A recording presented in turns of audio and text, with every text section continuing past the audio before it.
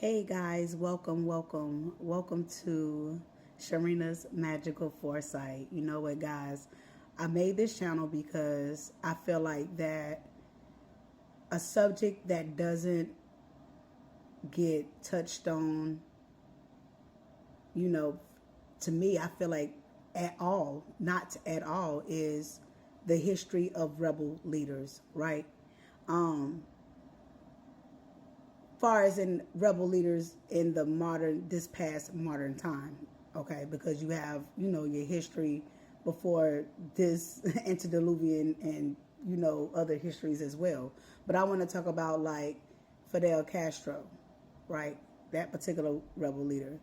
I feel like that Fidel image was tarnished and was disrupted, right, because of the lack of understanding the struggle of what he had to go through, his people had to go through. And let me tell you, Fidel was a lawyer. Like, it wasn't like he was just some thug off the street causing mayhem and ruckus. That's how the government, that government system portrayed to have him viewed as.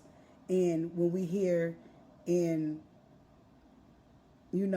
history, we hear all negative connotations about this man.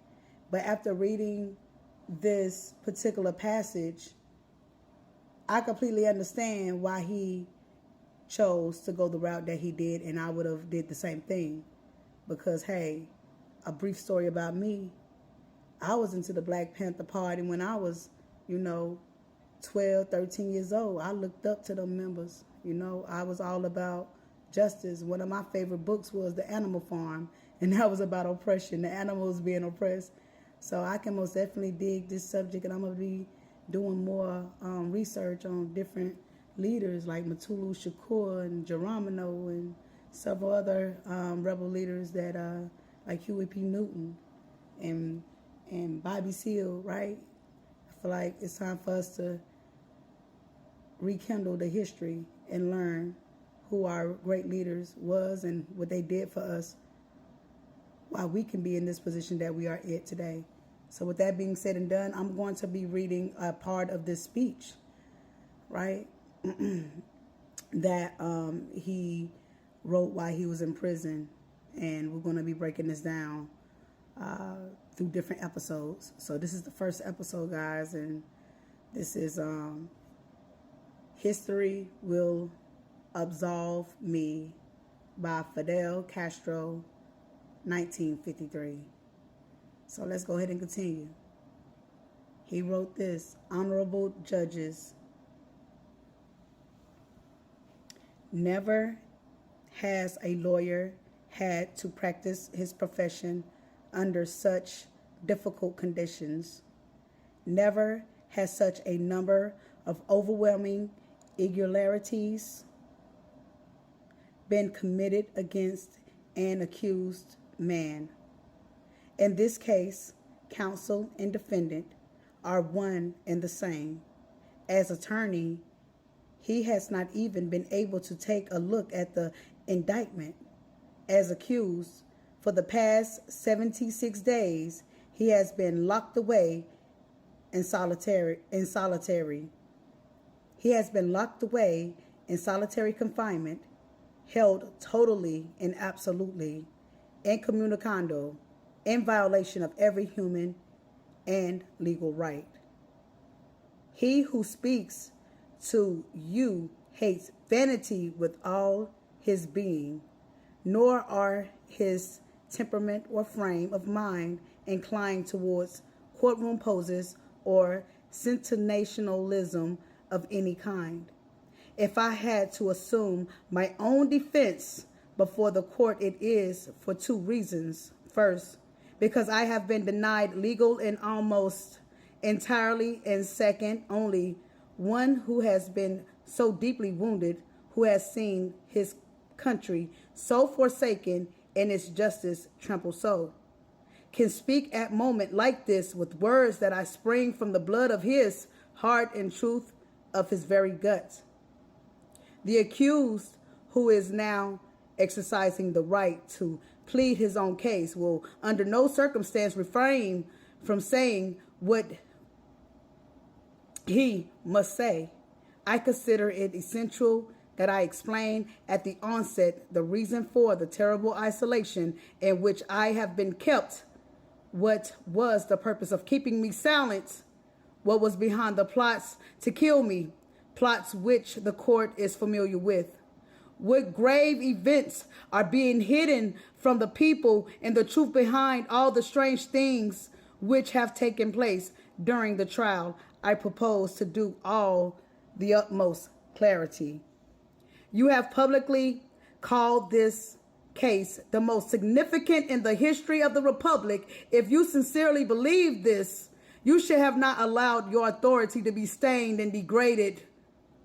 The first court sessions was September 21st, among 100 machine guns and bayonets scandalously invading the Hall of Justice. More than 100 people were seated in the prisoner's dock. The great majority had nothing to do with what happened. They had been under preventative arrest for many days, suffering all kinds of insults and abuses in the chambers of the repressive units. But the rest of the accused, the minority, were brave and determined, ready to proudly confirm their part in the battle for freedom, ready to offer an example of unprecedented self-sacrifice, and to wrench from the jail's claws those whom in deliberate bad faith had been inclined in the trial. Those who had met in combat confronted one another once again with the cause of justice on our side.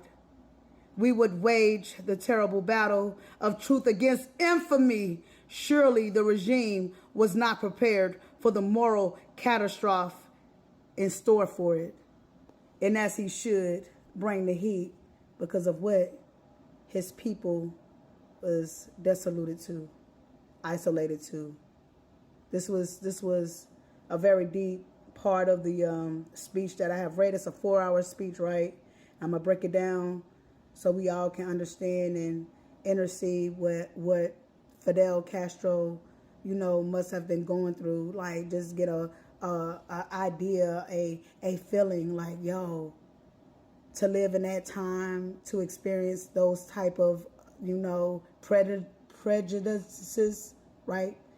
People being prejudiced towards you because of your nationality or because of your whatever it is. It's just like they really went to the extreme. Like, some people don't know evil like we think we know evil, but other races and other nationalities have seen other horrific things that have happened to their own people.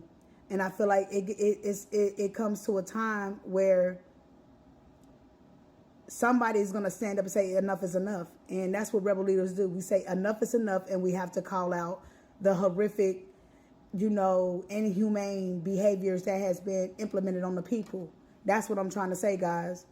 So we have to really take accountability and, and really learn what our ancestors was telling us, why did they stood up? Why did they stand up? Why are they being silenced, and why they are not here now? Because there isn't any leaders like Fidel Castro, Tupac, Matulu, and so on forth and so on, Huey P. Newton. And now y'all see why they can't, from that paragraph, now y'all see why they silence these rebel leaders, whether they're rappers or singers or holistic doctors. We have a tribe that's connected, that has a connectiveness to bring justice to individuals who are living in impoverished situations.